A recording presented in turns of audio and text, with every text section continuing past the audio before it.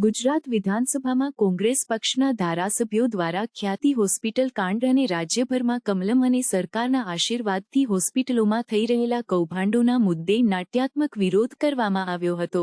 ધારાસભ્યોએ વિધાનસભા પરિસરમાં ડોક્ટર અને દર્દી તરીકેનું રૂપ ધારણ કરીને આ વિરોધ પ્રદર્શિત કર્યો હતો, જેમાં તેમણે સીબીઆઈ તપાસની માંગણી કરી હતી।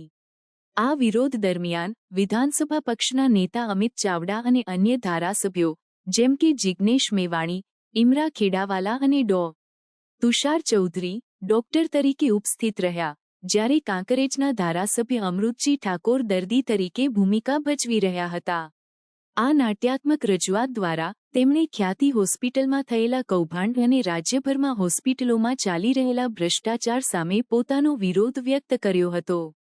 વિધાનસભા કોંગ્રેસ પક્ષના નેતા અમિત ચાવડાએ આ પ્રસંગે જણાવ્યું હતું કે રાજ્યમાં છેલ્લા કેટલાક વર્ષોથી ભ્રષ્ટાચારનું રેકેટ ચાલી રહ્યું છે, જેમાં કમિશન માટે કરોડો રૂપિયાનો ભ્રષ્ટાચાર કરવામાં આવે છે।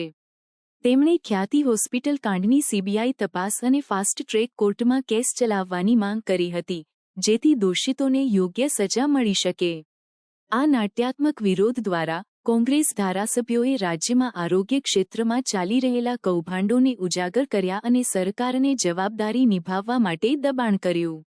તેમણે આશા વ્યક્ત કરી કે આ વિરોધથી સરકાર યોગ્ય પગલાં લેશે અને આરોગ્ય સેવાઓમાં પારદર્શિતા અને ન્યાય સુનિશ્ચિત કરશે।